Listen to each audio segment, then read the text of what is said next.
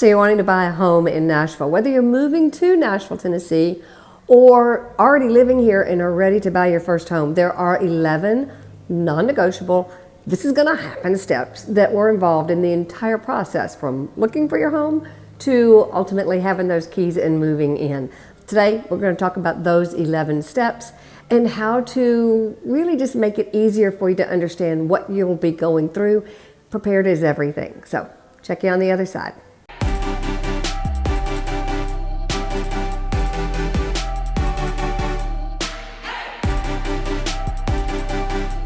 Whether you've bought several homes in your past, or this is your very first home, or your first home here in the Tennessee area, there are some nuances in every single transaction, but there are some basic steps in every single transaction too. And I think, knowledge is power for sure. Anytime you know exactly what to expect, what comes next, when, trouble comes or little hitches come, it's not a big deal because you at least understand what the process is. And everything has a piece of that process to get you to finally being able to move into your new home. So today I want to share with you what the basic process is from soup to nuts of getting into your first home here in Nashville, Middle Tennessee area. If you're new to me, I am Susan Thetford with eXp Realty. I am helping people understand all there is to know about Nashville and the Middle Tennessee area. We have so many people moving here. Now it's down to about 80 people a day. That's okay. That's enough. That's down a little bit from the last couple of years. But there's so many people moving here, and I really want to help making that transition smoother. It may be the right spot for you. It may not be. I'm here to just share good info. So if that's of interest to you, please go ahead and tap the bell, subscribe to this show. Every single week we do a new video. And if you have an idea of something you'd like to see or a topic you'd like me to cover, please feel free, put it in the comments. I am here for you. Okay, so we're going to talk about the 11 steps. And the first and the last are the very most important because it's just the way it is. They're the very most important. I'm going to make the assumption that you and I have already spoken. Let's say you're moving here from Athens, Georgia. I don't want to pick on any of the normal places. You're moving here from Athens, Georgia. I don't know anybody in Athens. But let's say you're deciding to move to Nashville from Athens, Georgia. You're moving here because you have children who live here and you want to be close to your grandchildren. That's a big reason that a lot of people move to the Nashville area. Let's make the assumption that you and I have talked.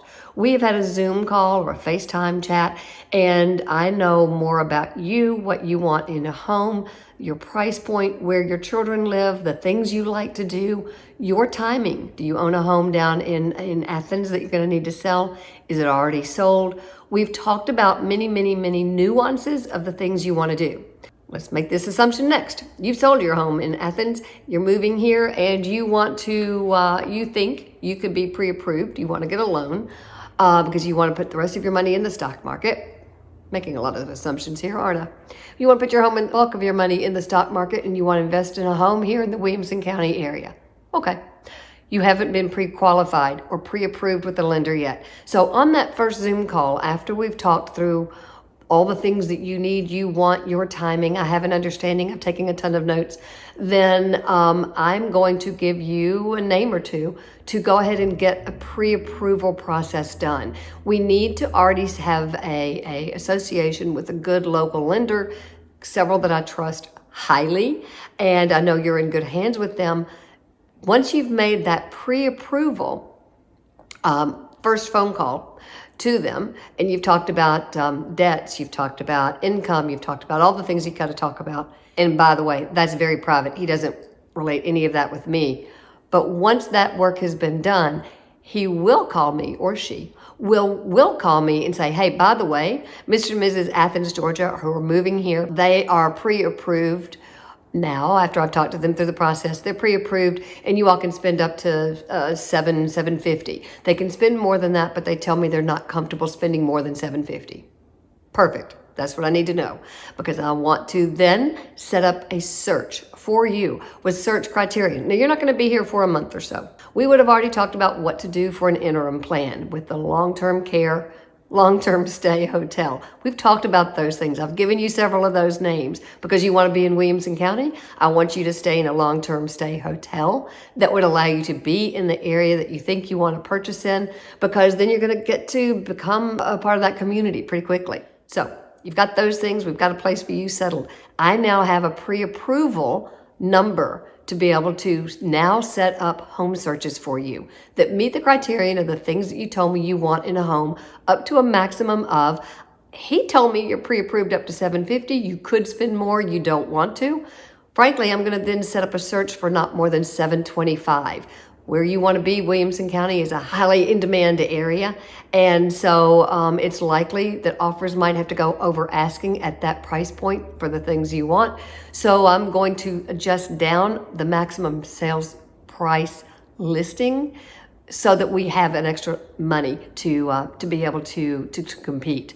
So based on that, I'm going to set up a home search for you on my own system that's going to then send you on a daily basis the things that I've handpicked for you to be able to see that will teach you about what this area offers. Teaches you so you can take a look at the homes, the pictures, a little bit more about the communities. You're not going to know much. That's also where I come in.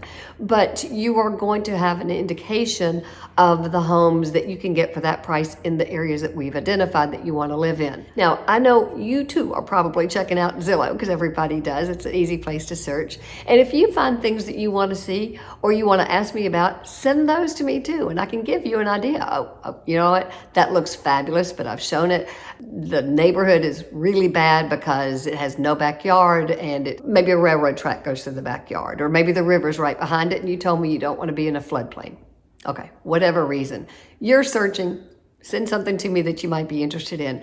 I'm searching on a daily basis for you and sending you things as they come on the market or as they are coming soon is a title, so that you'll have a couple days notice. Now, let's assume you are now here. We've had 2-3 weeks. You started to look at things in homes. You are here now.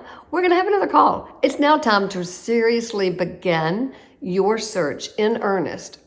We're not going to have a call. We'll sit down together and talk. You're seriously looking now for that home to purchase. Now, to give you an idea, once we go under contract with that home, and there are lots of steps between now and then, it's going to take about 30 days to close on your new home. So if you want to be in a home in 60 days, we need to seriously be beating the bushes for the next 2-3 weeks to find that perfect home and get it under contract. And the first one may not be the one that we end up getting. We each now have a fine-tuned, maybe we fine-tune more of what your search is going to look like. And it's time to go take a look at houses. I have found that really 3 to 5 houses on each outing is really a little bit overwhelming. More than that's overwhelming. You just can't carry that much in your head.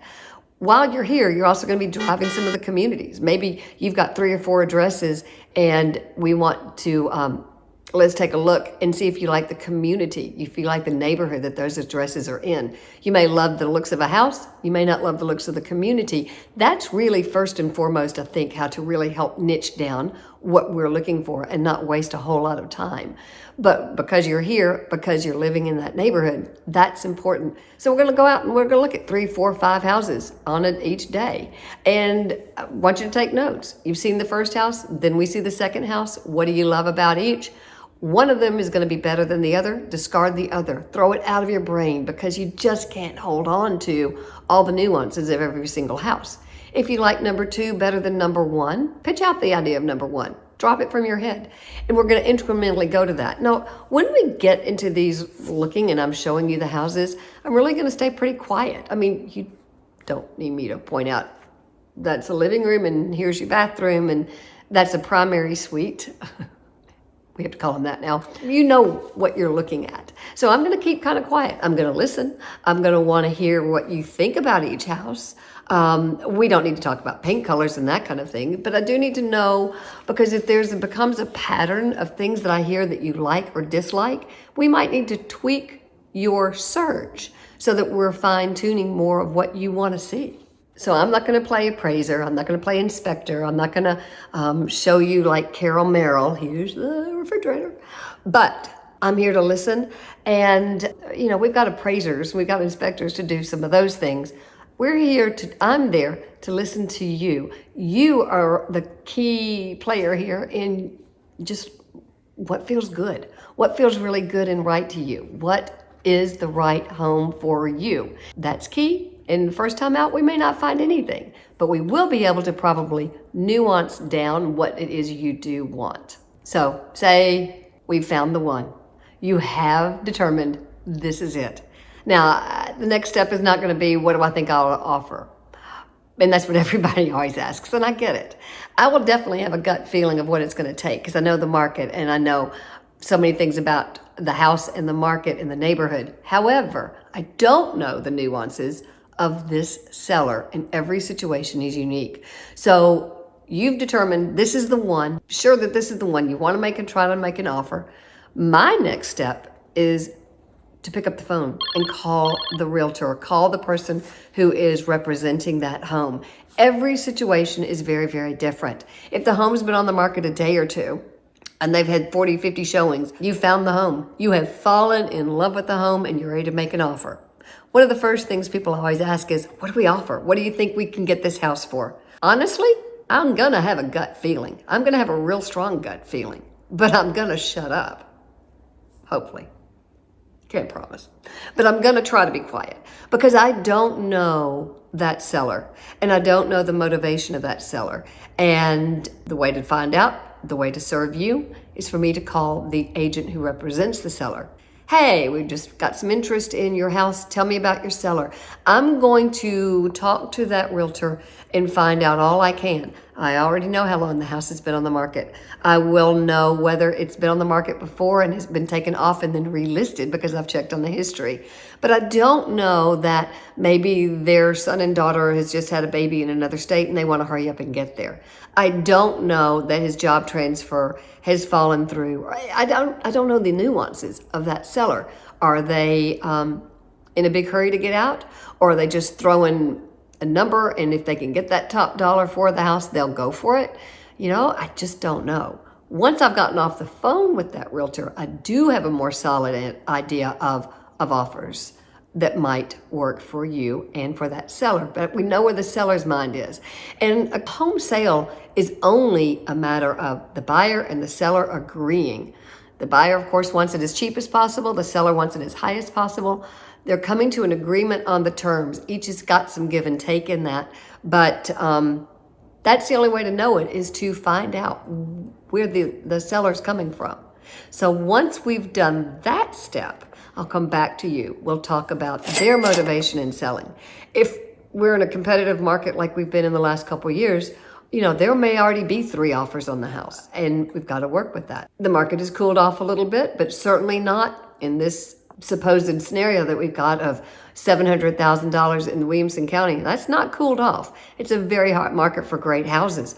With that in mind, I'm going to know that if it's been on the market for 3-4 weeks, maybe the price is a little bit high because there are a lot of people out there looking. This is when expertise and talking and finding out what's going on with all parties is certainly most important. So my intelligence is going to tell me some things. That agent may say, hey, Susan, we'd love to be able to come down on our price, but they bought it last year. They're trying to sell it very quickly. They bought it at the top of the market and they have redone their kitchen. They just don't have a penny to spare. And they're not willing to move if they have to lose money. So we're pretty much at our bottom dollar. We know that then. So from that is how we tailor our offer. We still may not offer them as much as they want, but at least you have a semblance of an understanding when they flat out tell us no, that there's a reason for that too. It's not just trying to be obnoxious. So that intelligence is highly important. Based on that intelligence, based on that conversation, then I'm going to come back to you. We're going to refer to that conversation, tell you everything that I've learned, and from that, we're going to put together an offer. So now it's time for us to cook up our offer. We've gotten the intelligence. 100%, it's your decision as to how much we are going to offer on the home. Based on that intelligence, based on how much you love the home, based on how much competition there is, all the things that we already know about the home and what I know about the market, we're going to put together an offer Now, our offer is far more than simply the price. You're in the driver's seat here. I'm going to recommend some different tools, maybe not. Every situation is different. But there are several tools in our toolbox that can help out. Maybe we make the offer on this $725,000 house. Maybe we offer the home asking price at $725,000, but we agree to maybe an escalation clause. An escalation clause could be formatted such that you say, or $5,000 better than the highest and best offer, up to a maximum amount of. That's one type of tool we might talk about in a market that's very competitive. There's also another situation of waiving an appraisal. If you're not getting a loan, you don't have to have an appraisal. A lender may not, if you are getting a loan, you have to get an appraiser because the lender is taking on the bulk of the security on that property. So if there is a loan on it, you have to get an appraisal. But maybe you're saying, I'll offer you $750,000. Asking price $725,000, I'll offer you $750,000. I am getting a loan, but I will waive the appraisal gap. The house is listed at $725,000, you're paying $750,000. But you're saying, I'm willing to pay $25,000 more in case the listing price, $725,000, is really where the appraiser comes in on it. Now, something you need to know, and the sellers sometimes don't realize, if the appraisal comes in low, that appraisal stays with the home for 6 months. Just know that an appraisal gap is in our toolbox. We may or may not use it. We may or not have to.